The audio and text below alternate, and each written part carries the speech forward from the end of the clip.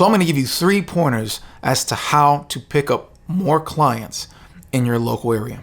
Hey, my name is Mike. Welcome back to the channel. And if you're new here, I've been doing this professional video production in the industry full-time since 2018. If you are in an industry like Storyking Studios, Josh and I, where you're working direct with client, then I have some suggestions for you.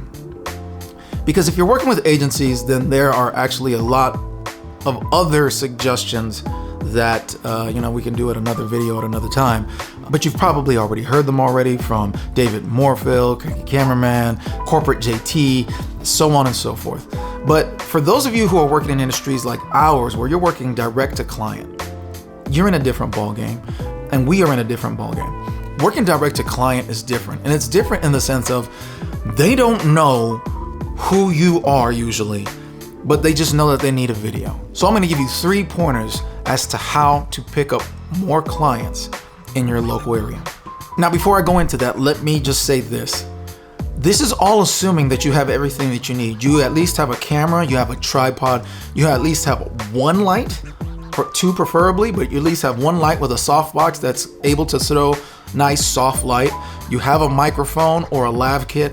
You have everything that you need to make decent corporate video and then shoot some B-roll with it. So that means you probably have a gimbal, or if you don't got gimbal, you got super smooth hands, which you can do. But what I'm trying to say is that you have everything that you need to make a decent corporate video. Number 1 is that you need to be visible, right? So if you have an Instagram, that's fantastic. You need to be able to engage with local businesses in your town, kind of reaching out and touching them, letting them know that you are here, you exist, making friends with local businesses, then kind of posting behind the scenes. Also, for those of you guys who know what you're doing on Instagram, post below some of the things that you do to get noticed on IG so that people will come and kind of reach out and touch you. Some of the other things is you need a website. And I know that we're in a day and age where it's like, I don't really need a website. I have my Instagram, I have a Facebook kind of just there. I have a LinkedIn, so on and so forth.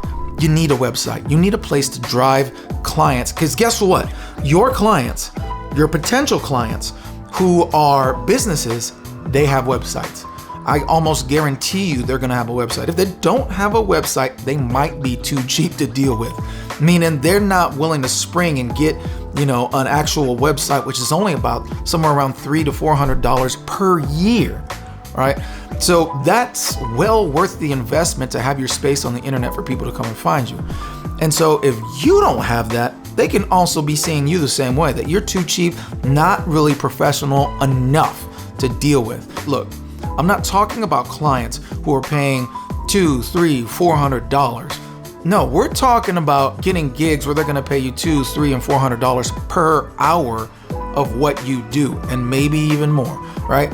We're talking about people who are saying, we do $1200 to $1,500 day rates. That's great. That doesn't equate to minimum wage, because you're not making $1,200 to $1,500 per day for your day rate if you're making minimum wage. And so the idea is your expertise, your gear, your time, your business, your post-production, your pre-production, all of that is worth a set amount of money, and it's much more than minimum wage. Okay, so back to it. You need a space on the internet, and I'm not talking about Instagram or Facebook, social media. You have to have those. That's not even a question. You have to have those. But you also need a website. I would also suggest on getting on YouTube, and I'm not just talking about posting your finished work, because posting your finished work on YouTube just makes the algorithm confused that who are you? What are you doing? I don't know what to do with your work, right? But I think you need to post kind of some of the stuff that you've seen many of us do. You post your behind the scenes. And yeah, that works for us as well to network with each other, but it also works to show clients, look at what we do. Look at how professional we are when we're on set. Look at our branded t-shirts. Look at how, we care about how our client is presented to the plot. It shows, it's basically your business card that they could see in action before they hire you, right? It's like them coming on set and being able to see, is this person good to work with? How is their attitude, their demeanor? Are they professional? Are they a child, right? These are all the things that they need to see. Number 2, you need to network with other video professionals. And what I mean by that is, you've kind of heard it before. If you watch David Moorfield, he talks about doing the filmmaker meetups. A lot of that needs to happen. Before we left NAB last year in 2024, Josh had this idea to start getting together, some of the video creatives that are in our town. Now, they've done some other stuff before, but we wanted to do something. Josh wanted to do something where it was like, let's have lunch and let's just all talk and get together and see what's up and what's going on, and let's go from there. And that has led to work. What I mean by that is that we're able to work together so that we're able to get projects done. There might be guys who are like yourself. Maybe it's a one-man band or a two-guy group. And it's like, we need more people to work on set for this day or this day, right? Or if it's a one-man band and he's like, look, I have big ideas, but I need more guys. All of you guys are video professionals, and some of you guys have grip bands like we do. So we're able to help each other out, and we're getting work in return. So it's networking with other video professionals is very important, because not only can you get more work, but the other thing is that you can do bigger, better work as well. If you get a client that says, yeah, hey, I really want to do this project with you, but I want it to be this huge commercial. Can you do it? You don't have to say, man, I can't do that. I'm just one guy with one light. Now you could say, yeah, I can do that actually. I have all kinds of ideas for it. Let me just get with some of my guys and let me contract them out, right? And then now you have a huge crew. So networking with other video professionals. And number 3 is networking with other businesses in your area. And what I mean by that is like Chamber of Commerce, going and taking part and being a part of the Chamber of Commerce. Usually there's a fee involved with that, like a yearly fee, but it is what it is. All of this stuff is the cost of doing business, right? You also want to find some other, say, business owners, networking meetings that you can get into. Chamber of Commerce is going to be like the biggest one in every city, usually. Then there's other smaller ones that are very business lead generation focused, that you're going to pay a good amount to be a part of. But the Chamber of Commerce is like the hub where everybody goes, and new businesses are going there all the time. Now, different ones fall off over the years, but the point I'm trying to make is new businesses go there because they're trying to make their business go, right? And so there's certain costs that you're going to incur when you're trying to make your business go. Marketing and advertising has definitely got to be part of those. And guess what? We're a branch on the tree of marketing and advertising. So getting into different places like that, and you cannot be shy and timid. If you're shy and timid, get out of business, right? Go work for somebody, let them do all that work for you. But if you're shy and timid, none of this is gonna fly. And it's not hard to get out of that shell. You can break out of that shell of timidity really easy, right?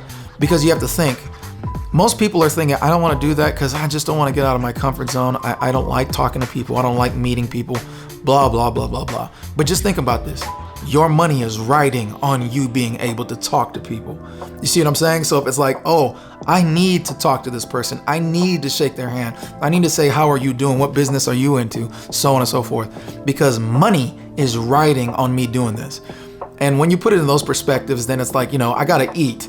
And this is how I'm going to eat. I got to pay bills, and this is how I'm going to pay bills. Once you start doing that, it becomes easier and easier and easier. I was very introverted when I was young. I did not want to talk to people, and now I find it extremely easy to talk to people and start up conversations because I'm no longer living in that timidity lane. I'm no longer timid anymore. I can go and talk to anybody who I need to talk to, because I started getting out of my shell by learning I need to start talking to people. I have to talk to people or I can't work, right? And then it all unfolded from there. Anyway, those are the 3 tips that I have for you. I hope that this really helps. I hope that you can kind of get a hold of it and go further with it. And one of the things that you'll notice about this whole video is that we're just not even really talking about gear. We're not talking about cameras. All of that should already be taken care of. And now it's just getting money, getting established in this business and going places. Now, if you're not afraid to travel, then that's a whole nother game in and of itself. I'm talking about those of you guys who are at home and you're stuck at home. And that's kind of where we're standing. Not that we can't travel, we can and will travel. But if we can stay home, we prefer to stay home. We both have families, Josh and I, and we're raising our families. We love our families. We want to be around our families as much as we can. So if we can keep the travel to a minimum, then we want to do that. Again, we're willing to travel. But obviously the other thing about our business is we have the whole grip van. That part kind of goes away when you travel. So that being said, I hope this helps, and I'll talk to you guys on the next one.